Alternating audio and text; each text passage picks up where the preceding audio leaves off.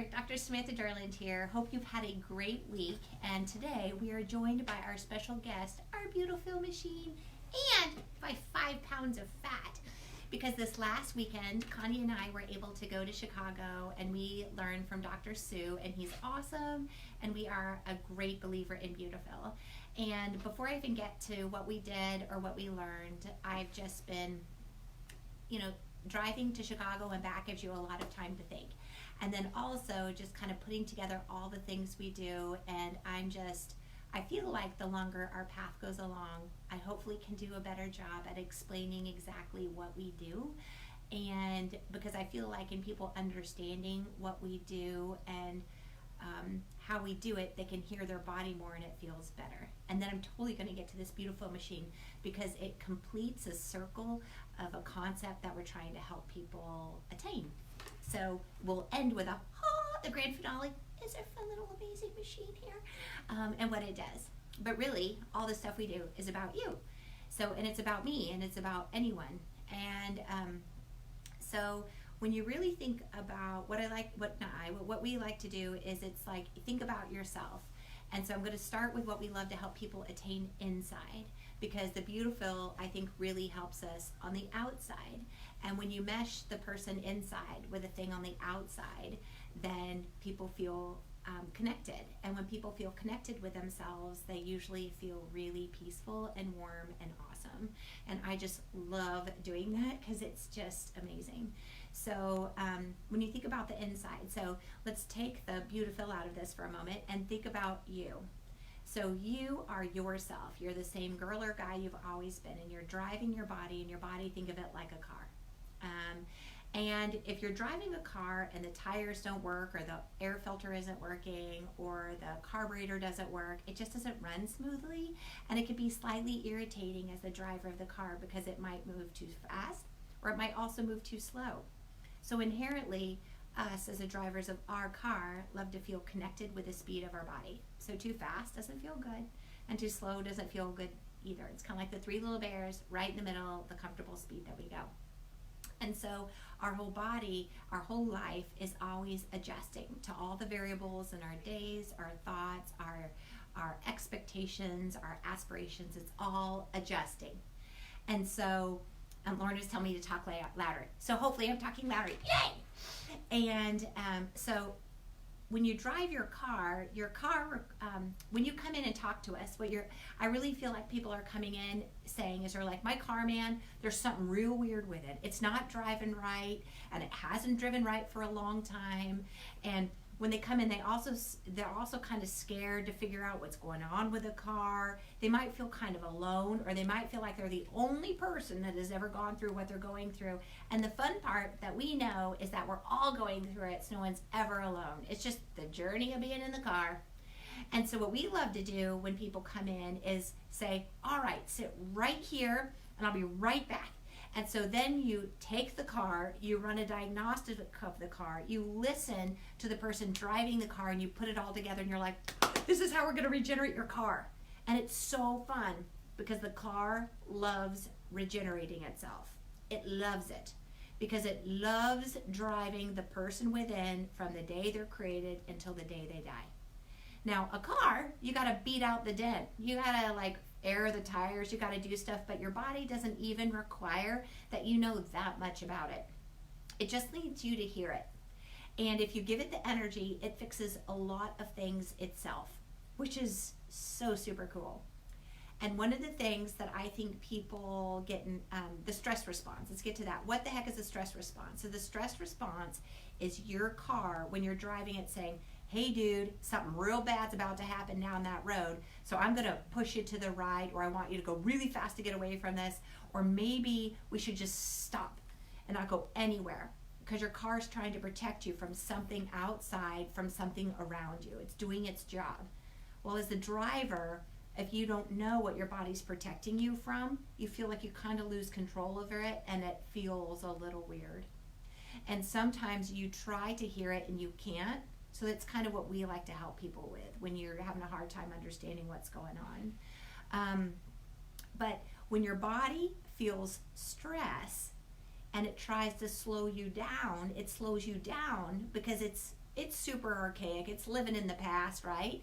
And it's living in a cave, and in a cave, the chronic stress is famine. So if you're in a famine, your body wants your body fat to go up and your muscle mass to go down because it doesn't want you to burn a lot of calories, and it wants you to outlive the famine because it's doing its job, which is keeping you alive, okay? So when this happens, what goes on? My body puts on body fat. So inherently, so many people are like, oh, I'm putting on body fat and I can't get rid of it. Or I'm putting on body fat and I don't know why. Now, anyone that puts on body fat also has a hard time remembering and concentrating, also a lot of times has a hard time sleeping, and also times feels tired all the time. Why?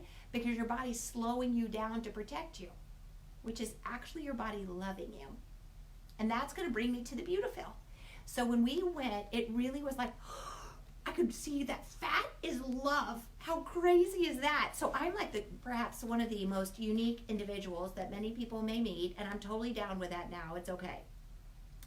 But whenever I was thinking about fat, I was like, I had fat all wrong. No, fat is beautiful. And that sounds super funny because this machine is called Beautifill. Okay, I get it.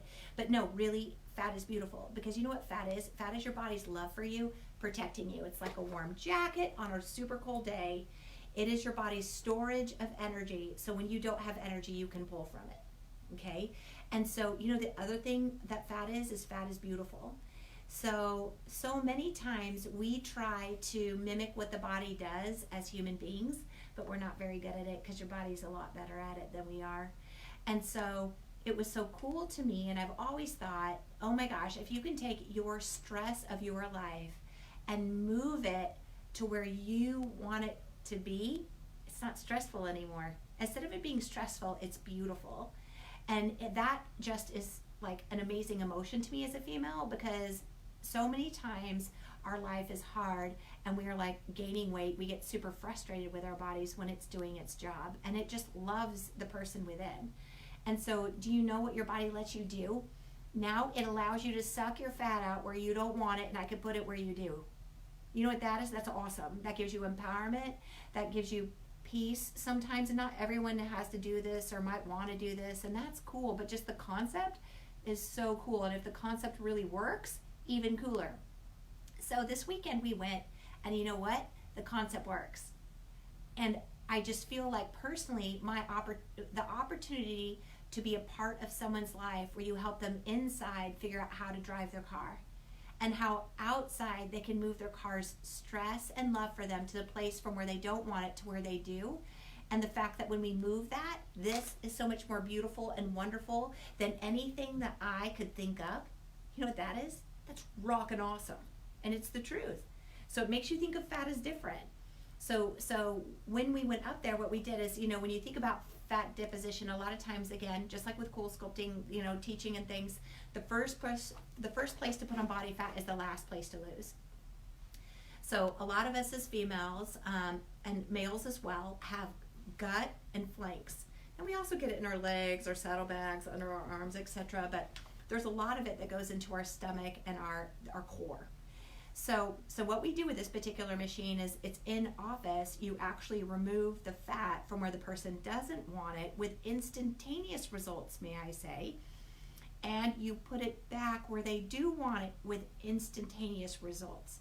Now, when I put a filler in your face, you will continue to be animated, because that's what's awesome, and you will break down that filler, which will require me to continually inject you.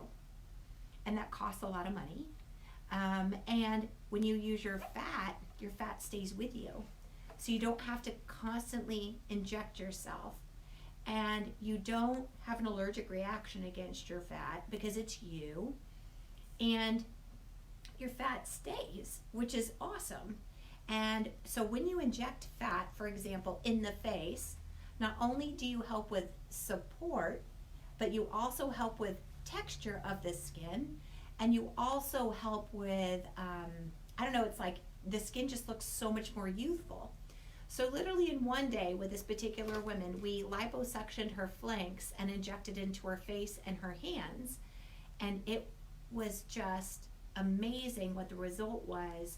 And I was just so happy for her that Connie, and the nurse practitioner that we get to have an opportunity to work with, went with us. And I was like, Connie, that was beautiful. That was amazing.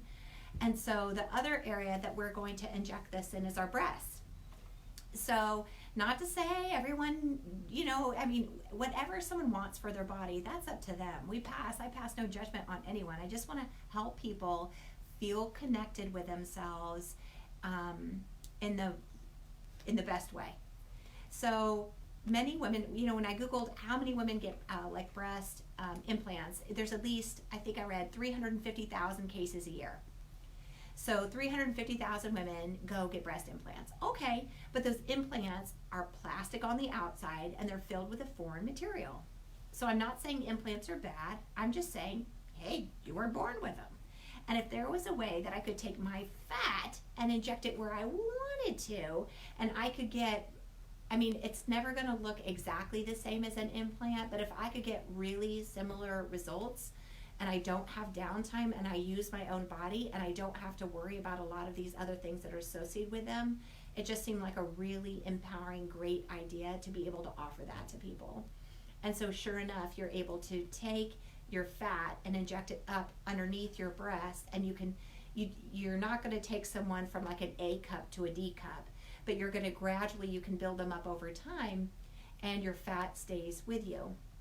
And you can also use it to inject into other areas. We injected it into the patient's hands, which looked really beautiful. You can also, like some people use it and do like a glute lift, if you will. But if you had a wound somewhere, not a wound necessarily, but a scar, that we could inject it underneath. So there's just lots of uses for it. And when I looked at that patient as we completed the training, I looked at her face and I was just like, that is every procedure that we do in the office all in one, and her body did it so much better than I could ever do it. And that is just because her fat. So it was awesome that again, it's a circle. Like, I love to help people understand that the stress response of the body is not your body's disdain or hate for you. It's its love for you to keep you alive. So it's lovely. It doesn't feel lovely, but it's there to keep you alive. And so your body's fat for you is not because your body hates you. It's actually because it loves you and it's trying to keep you alive. So it's your body. That's your stress response. And if you can move it around, the whole complex of having fear and fat, and that has a whole different connotation, which is very uplifting, and it's not discouraging. And so for me, that made me happy. And I just want to pass that on to you, and hopefully that doesn't sound too out there necessarily, but I'm so excited as a healthcare provider to help women and men on their journey of life figure out how to drive their car, how to listen to what it's saying, and if along the journey you have a little bit of extra liquid gold, now we can suck it out and put it where you want it, because this is so much better than anyone else, because this is you. And that's awesome. So if you want, we have a little event tomorrow night if you want to come watch us do, kind of talk more about it. Let us know. But otherwise, I just hope no matter what, if anyone's watching this, that it spurns some thought about a different way of thinking about fat, a different way of thinking about stress, and hopefully it's much more encouraging to hear your body instead of fearing it. So, we have a couple questions. Okay, what did they, Lauren? How does the fat stay where you put it? Okay, so when you think about your body anatomically, it's amazing. It has compartments, okay? So for your stomach, for example, so I've operated on a lot of people, and so the skin is this top layer, like a blanket, and then you have this fat layer, which is kind of insulation, and then underneath, a lot of times, like in your abdomen, you have this fibrotic layer, and then you have a muscle, and so there's like little compartments. And so if I put my hand in someone's fat in their abdomen and I shimmy it, it's just this space that I'm not joking, you could put my hand in, my hand will disappear, and then I'll pull it out and it just looks like I have a whole bunch of Crisco on my hand. But then you look back at the fat and it's stuck back together again. It's really cool, like sticks back. So in the abdomen where we suck it out, like I'm never gonna suck everyone's fat completely out. I wouldn't do that because skin needs fat or else it looks like a deflated balloon, and that's not cool. So after we suck it out, you wear like a tight-fitting garment to stick the fat kind of back together again. And then when you're injecting it, you're kind of injecting it into some compartments and spaces. And those spaces kind of limit movement, if that makes sense. So if I'm injecting it underneath where the breast is, for example, I'm going up underneath the mammary, kind of the mammary tissue, if you will, and then and there's a compartment like a Ziploc bag. Here I'm groping my right breast, but so be it. So as you're doing that and you're going underneath, you're just filling it up. But my breast doesn't like drain down in my stomach because it's kind of like a house of its own. It's a house of its own that's connected to the rest of my body, but it has walls. So I just kind of open up the door, I fill up the room, and close the door. I hope that's a good analogy. And so that's how it stays. It stays because there are compartments and it kind of glues to everything. And then once it glues, you have to either, suck it out, freeze it, do something to it to make it go away. I hope that answered. Oh, so pricing, like when you think about how much it would cost. So when we injected the when we injected that woman's face, we injected over 50 cc's of fat into her face. And if you injected 50 cc's of filler in your face, that might cost about, love it. It was about $30,000. And if we cool sculpted your flanks, and if we stayed with Cool Sculpting's pricing of $650 per session, that would be about $2,600. So literally we watched a procedure in one day that someone didn't go to sleep, that we injected stuff in their face and made their instantaneous fat go away. And if I did that any other way, that would have costed like over $30,000. And if I put filler in your face, guess what? You got to do that like every 2 years. How fun is that? Yeah, people can't afford that. So this actually is it's a fraction of that cost, and it's a lot lower. And and with cost, I don't try to go too much over because it's kind of slightly individualized about what exactly everybody does. And so it is going to be in a few $1,000s, I'm not going to lie. But that being said, if you were to able to do liposuction and inject it for a super long time, it stays with you, then that is very, it seems like very affordable, and it seems like saving of a lot of money. So that's how I look at it. Is there a limit of how much fat you can take out? So each state has different limits of how much fat you can take out. And the other thing, after I watched the fat from this gal sucking it out, I actually started thinking to myself, I don't want to remove someone's fat all at once, because if I did, I don't have a place to go back and get it if we need it again. Because now I love breast milk and I love fat, right? Nobody, if anyone has ever breastfed before and someone dumps out your breast milk, you cry because you work so hard for it. And now I like another precious commodity of the human body is fat. So you're limited by state how much fat you can take out. And then the other thing too is that you just don't want to take, visibly, I, as a practitioner, I'm going to be very careful, as anyone who does this is you don't want to deflate the skin at the area that you're sucking it out so much that it looks like a deflated balloon, because that makes people sad. So anyway, I hope that kind of answered the question. But like, if I'm going to inject it in a breast, you're going to have to take out like about, maybe about 2 liters of fat. That's a lot, because maybe a little bit less. But when we injected the face, we sucked out over 100 cc's of fat, and that was just in the scal's flanks. So you could see that once we get going doing this, the bigger areas, like if someone's going to do their glutes or their breast, you're going to have a sizable amount of resource to pull from, because you need that much quantity to put back where they want it. Now, the other thing I want to say about this particular machine that makes it special is that when you look at autologous fat transfer, that's kind of the thing that this falls into. A lot of it didn't have as much popularity historically because the fat that they pulled out, they couldn't stabilize as well, and they just had more complications with it. Well, this is an all-enclosed unit, which is very different. So the fat stays stable, and it stays where you inject it in a viable, meaning it survives. So sometimes when people would Google autologous fat transfer, they may notice a lot of different results that they get. But with these recent machines that they've just come out with, they've proven that the fat is very viable and survives. So you get much more dependent results. Downtime. Woo!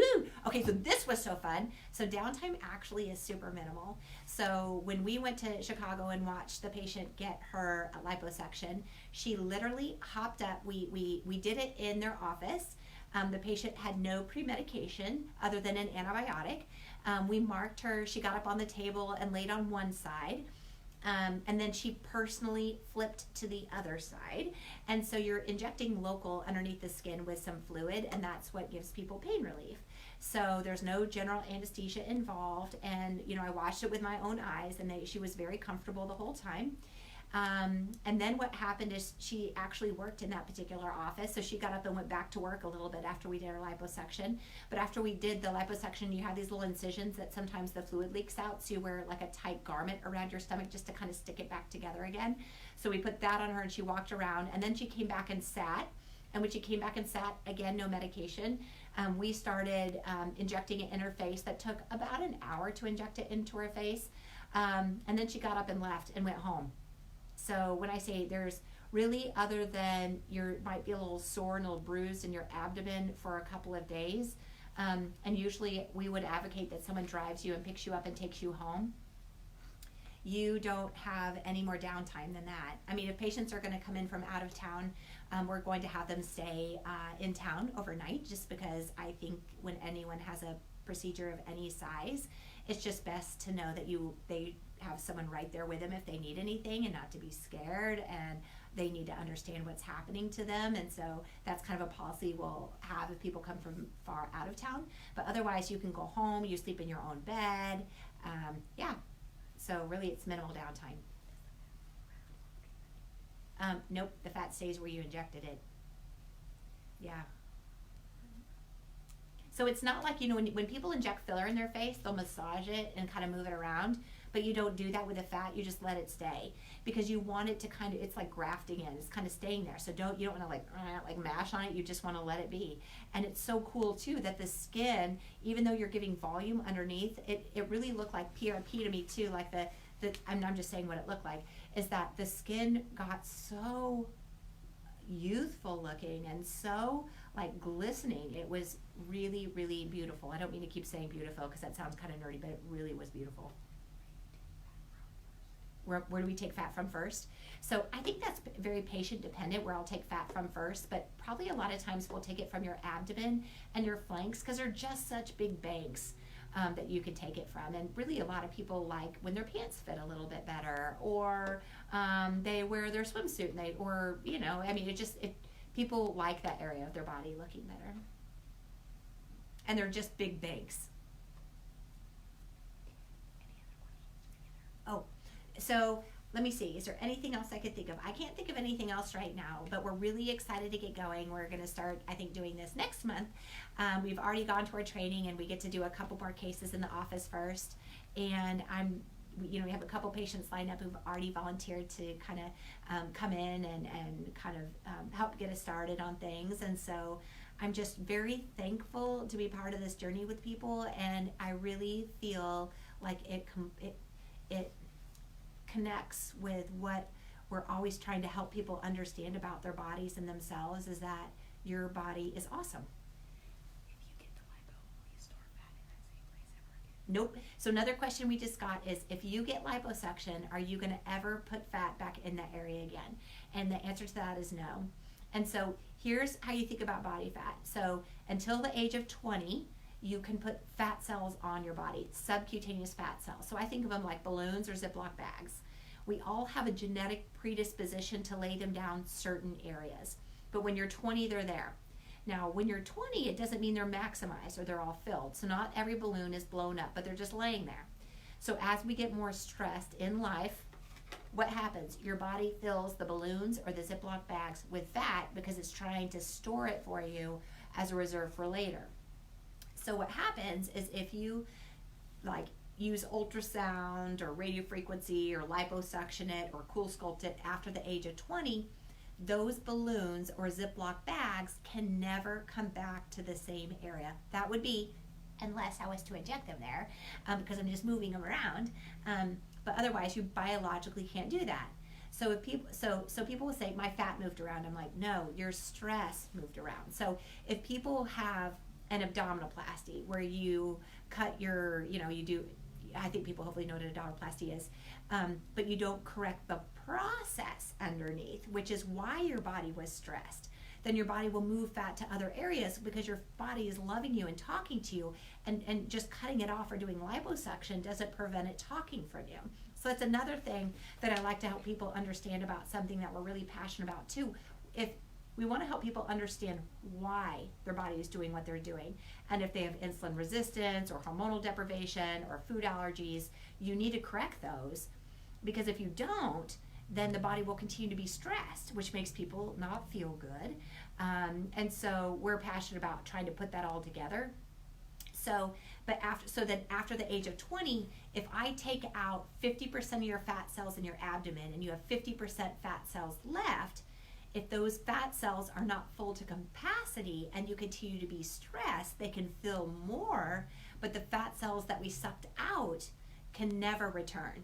So I hope that makes sense. So just think of it like a quantity of potential, and you can maximize the potential and fill them all. And if they were all at max potential and you suck them out, you'll never get more appearance of fat in certain areas, but you can never put fat cells back in that you remove after the age of 20. Is that good? Any other questions? Awesome. Well, I hope you guys have a great day, and I hope this has spurred some extra thought and just inspiration about you, your body, and even about stress.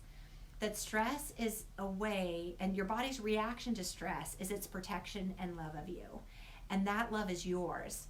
And you can use that where you want to be better than anything or anybody else can do to you. And that is just awesome that we get to live in such a cool body.